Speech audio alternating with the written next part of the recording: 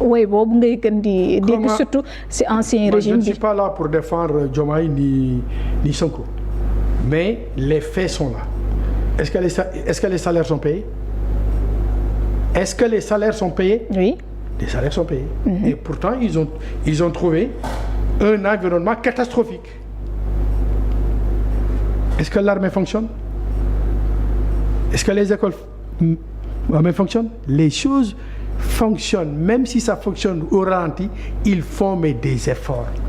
Loolu moo am solo ñun ñëpp nañ ci war a jàpp parce que tey fu mu nekk nii da ngay gis mais Sénégal ku yow rek bëgg a nekk président ku yow rek bëgg un poste. Mais c'est quoi ça? C'est quoi ça? Nañu concentrer toutes les synergies pour en tirer une seule énergie de développement. Toutes les synergies du Sénégal pour en faire une énergie de développement pour éradiquer le Sénégal d'en bas. ñëpp gis seen bopp ci biir Sénégal nan lañ koy defee. Nous avons un budget de 7000 milliards budget prévisionnel mais en moyenne constante mais projeté loolu la léegi nañu xool le secteur bi nga xamante ni mooy développer pays. En Chine ils ont utilisé l'économie verte, l'agriculture. En Inde idem. Donc à partir de là ñun nañu organiser mbay mi mais mbay mi ni ñu koy defee nii de manière individualisée baaxul. nañu dem zone bi nga xamante ni fu mel ni Joal Fadiouth dans cette zone là ou dans le Saloum mais def leen sous forme de coopérative mais coopérative yi du baykat yi ñoo koy gérer là aussi mun na nekk une manne de création mais d'emploi. Les jeunes qui sortent là dans les instituts de gestion bu ñu créer coopératives yi des coopératives à fonctionnement semi-informel parce que nous avons une économie informelle très forte mais structuré mais loolu en économie semi-informelle mais bu boobaa cette jeunesse là il y aura une employabilité. Oui dañ am fu ñu jàpp. dina am mais fu ñu jàpp. am na loo xamante ni baykat bi mënu ko xamu ko. il n'a pas été formé pour ñoom li ñu xam rek mooy illeer bi na daw ñu ñaan yàlla effectivement man sax damay ñaan yàlla. mais il faut ñu organiser ko de manière structurée. D'accord? Oui. En économie semi-informelle parce que doo xëy rek. daggate lépp nii lay demee il faut nga préparer nit ñi accompagner leen doucement mais gis nga bu ñu defee loolu baykat bi dana gis boppam ci li muy bay et puis les produits il faut les transformer sur place. bi ma ñëwee léegi ça fait 4 jours. damay gis des montagnes de mangue partout. oui puisque ci période bi la nekk mangue bu ma ci gis rek. bu ma ko yëkkatee rek. bu ma ko doon jënd dans l'océan Indien dinaa fay minimum 40 € par mangue 40 € laa la wax par mangue. Cela veut dire que donc Sénégal mu nekk secteur boo xamante ni bu ñu former nit ñi dans le marketing dans la manufacture transformer mes affaires yi lu nekk mën na ci génn. des produits de beauté. mën na ci génn engrais mën na ci génn jus mën na ci génn.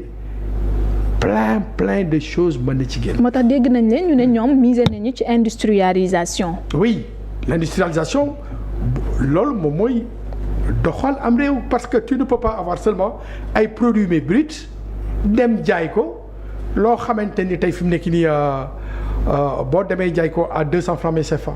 le kilo les gars ils te le remettent pour 100 grammes à 2000 ou 5000 francs ça veut dire que yow ñi ngay jaay ce produit.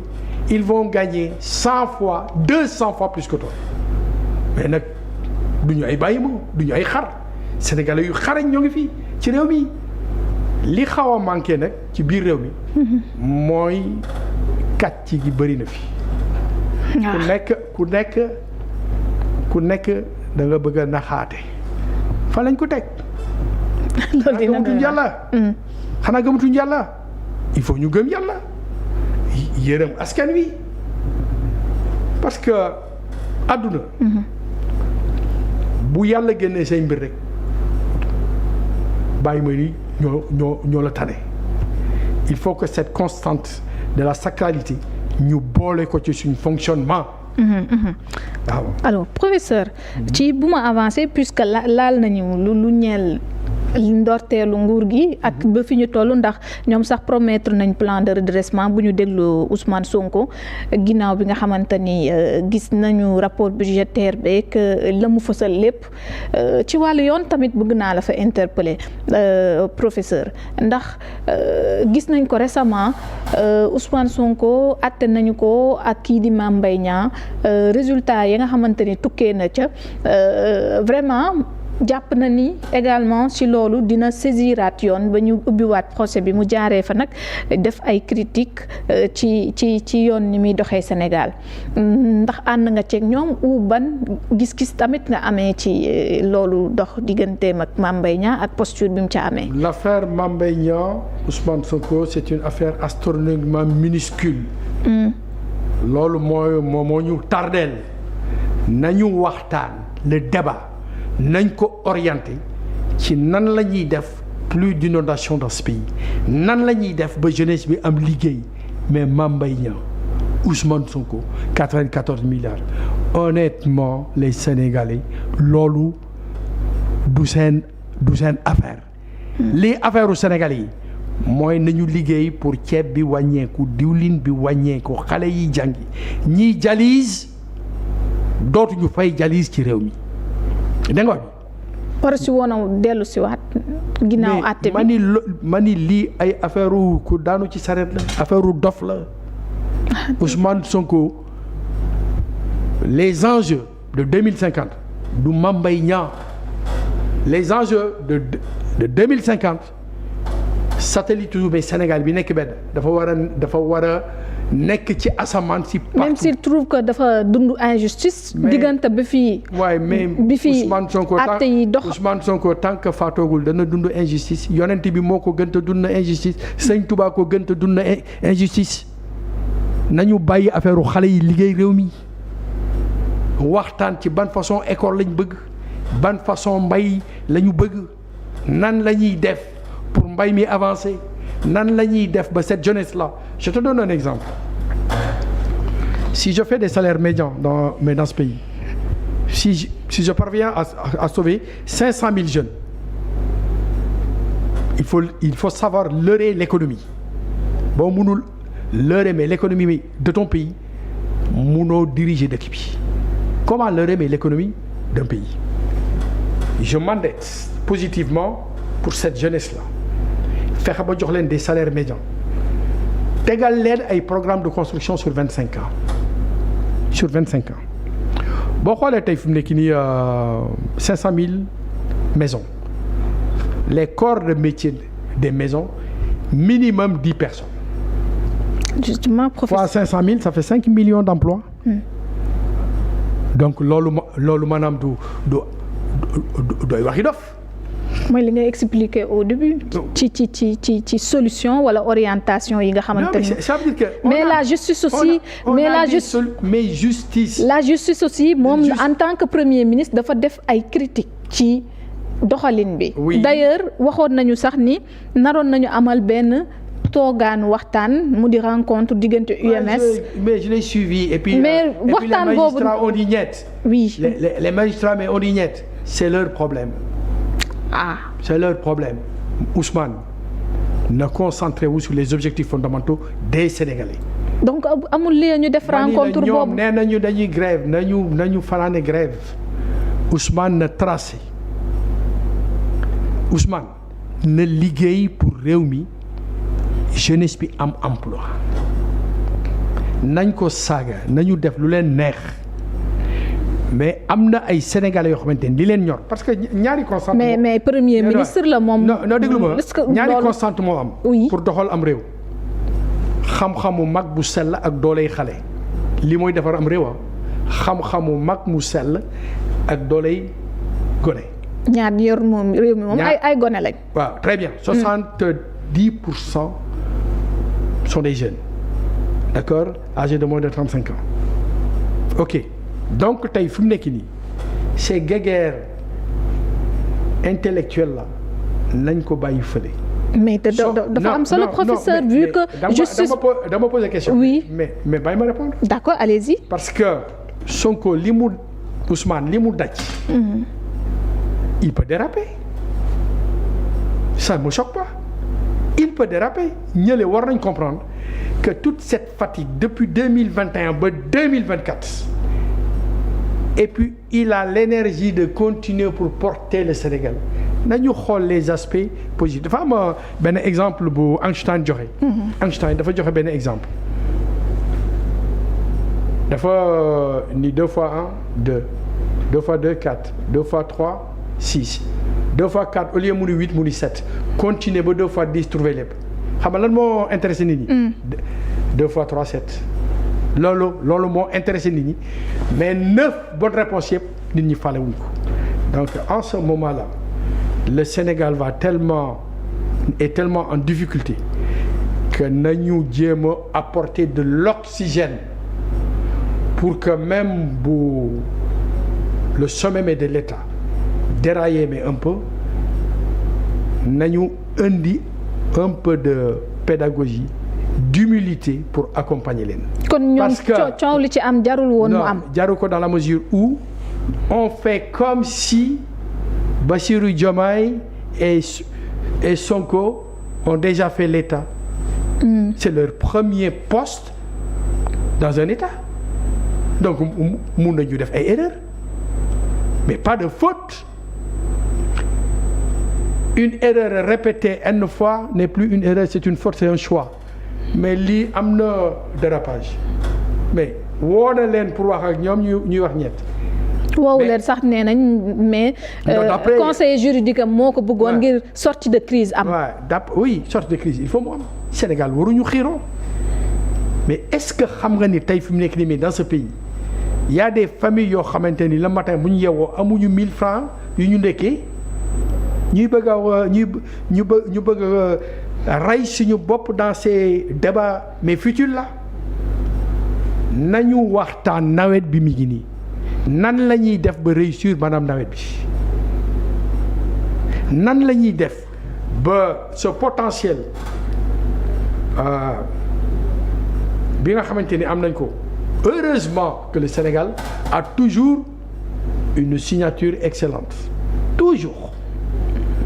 donc nañu concentré wu ci loolu. loolu sax dinaa si ñëw ndax def nañ plusieurs voyages entre temps ci nouveau ci yeneen dëkk yi nga xamante ni moom lañu demee Chine les mauvaises langues xamal la ñuy wax. demul Chine Corée la demul. waaw man foofu laa bëggoon ñëw sax pour dem ci diplomatie. les Sénégalais nous sommes bizarroïdes. il est allé mais en Chine il dit qu'il est allé mais en Chine et il y a des gens comme ça. sur le terrain et qui ose dire non demuloon Chine tey day wax rek il faut ñu gëm suñu bopp respecter suñu bopp. buñ ko deful duñ dem parce que l'ennemi du Sénégal xam nga kan la. l'ennemi du Sénégal c'est la pauvreté. oui. quel est l'adversaire du Sénégal. dinaa la ko wax. mooy kan. l'adversaire du Sénégal c'est tout système impérialiste colonialiste mooy adversaire du Sénégal. te ñooñu mënuñoo tëb rek dindi ko fi tant que ñun nekk ñu benn bopp il faut ñu nekk benn bopp di xàccandoo di dóorandoo di demandoo. léegi nan nga gisee Ousmane Sonko. oui. li mu fa taxawee bi mu demee Chine ndax wax na fa jëmal na fa déjà ay coopération waaye nag lépp lu ñuy tënk mu doon gagnant-gagnant même su fekkee. dañ doon faral di dégg ñu ne non dem bi mu fa dem du lu njëkk coopération kenn ku nekk mën na ko def mais mu indi ay promesses yoo xamante ni nee na tey bu ñu ci tënkoo dina am lu bari lu mu nar a yokk économiquement. xam nga la logique mais systémique de Pastef c'est souverainisme yow yaa ko wax. oui. basé sur une connotation de gagnant-gagnant. boo seetloo tey fi mu nekk nii ñoom bi ñëwee waxuñu ñoo ngi AES waxuñu dañuy rester fële ñoom il respecte les équilibres loolu nag cette dimension mais de géopolitique moo leen permettre ñu am maanaam vision boobu. d'accord.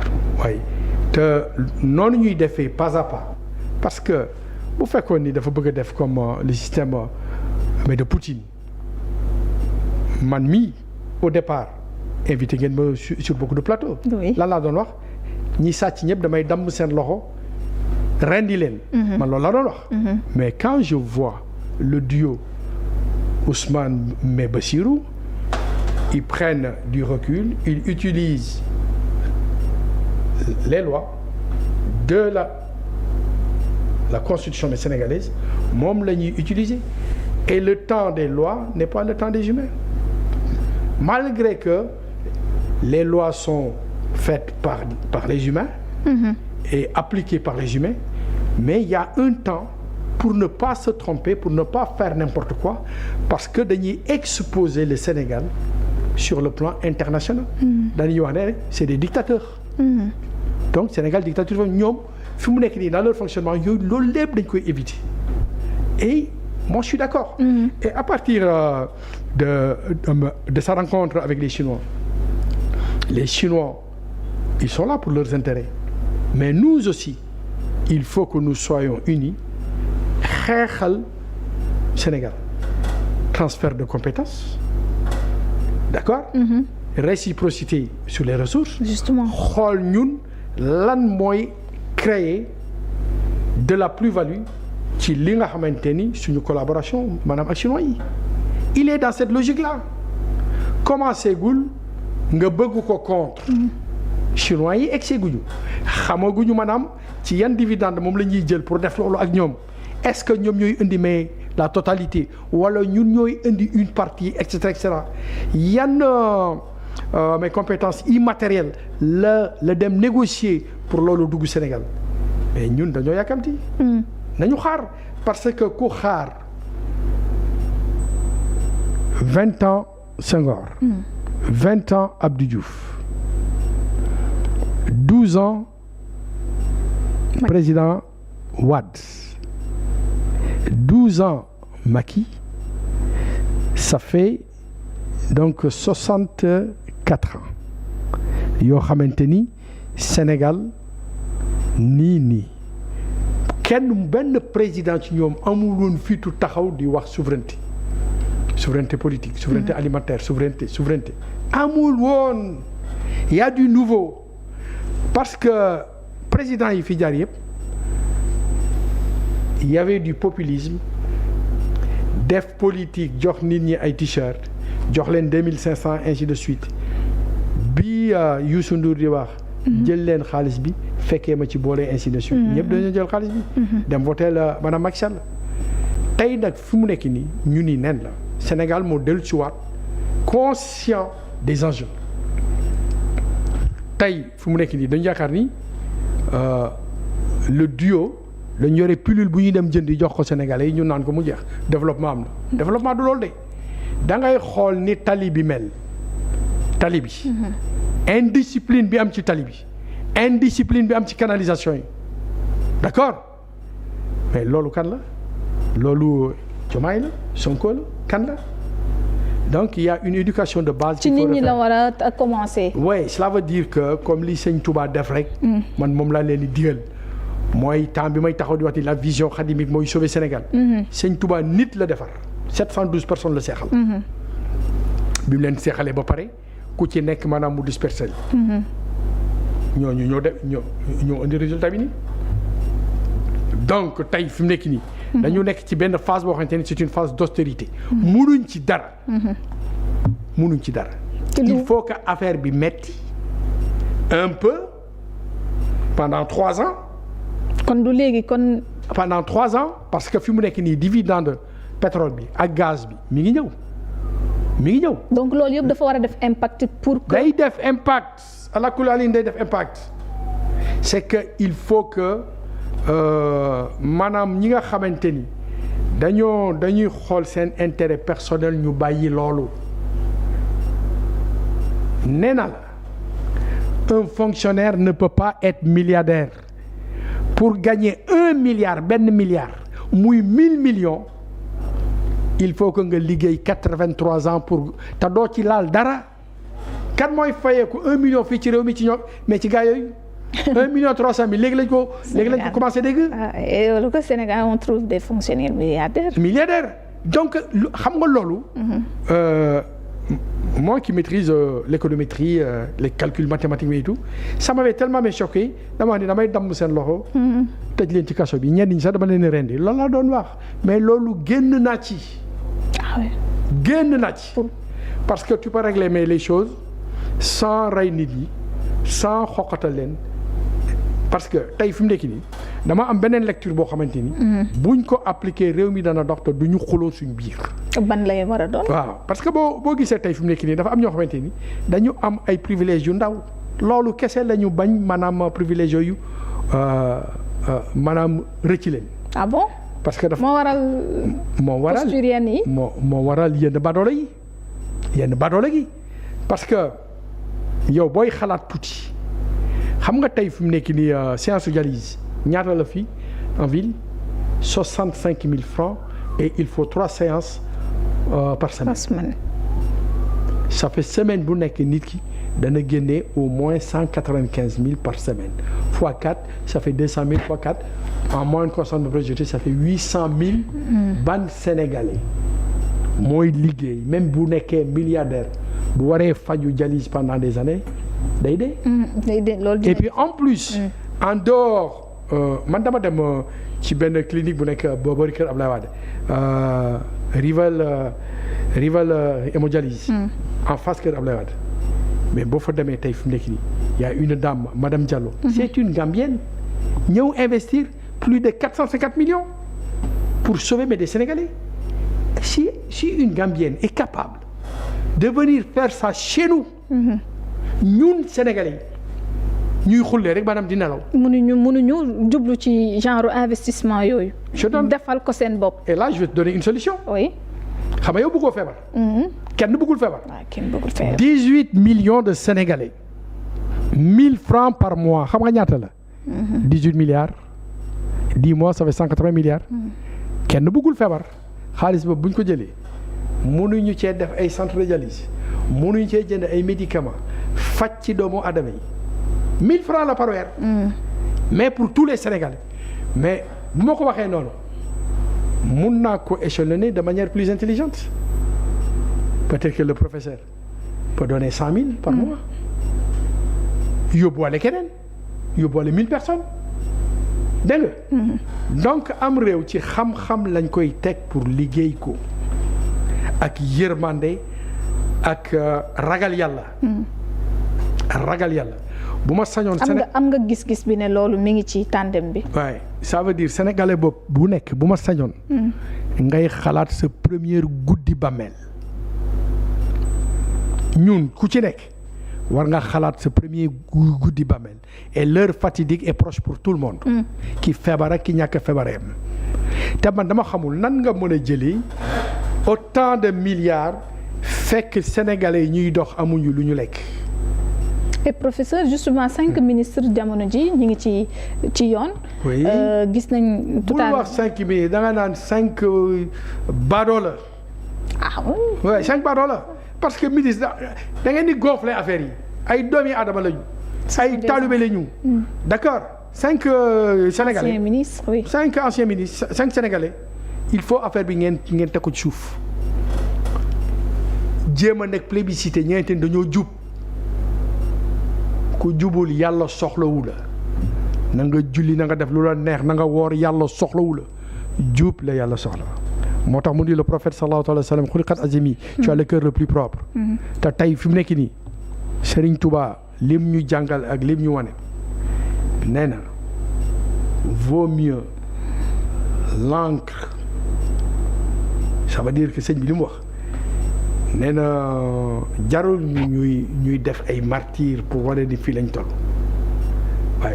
waaye encre boo xam ne dafa mel ni ñàkku jullit bu sell loola rek defar na adduna bi ça veut dire que ñun il faut ñu am ci lu ñuy sukkandiku muy yàlla subhanahu wa taala ragal yàlla looloo amatul ci réew mi.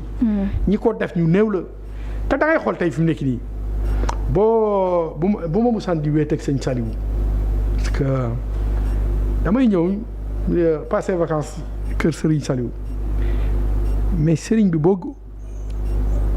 buy agir da ngay gis rangoñ di tuuru ci koo xamante ne man j'étais dépassé dama naan mais lan moo tax muy tuur ay xewal lan moo tax yërëm jàmm yi te boo la dégloo mais message bi mujjee wax loolu damay toog ba chag rek affaire bi bu ma nekkee à l'étranger affaire bi egsi mu ni sëñ Touba dama jiital ngeen nangul ma ko may dem di leen gestu rek di dem di leen gestu rek bu ma demee ba gisatuma leen ma taxaw nekk leen bu ma taxawee nekk leen boo leen ñëwul ma dëpp ñëw jël si leen bu ma ñëwee fekk ngeen dem ma jiital leen duma leen bàyyi mukk rek jël kaala gi rek def ko fii raxoo ji di tur mais est-ce que Sénégalais yi ñoo ngi fàttaliku image boobu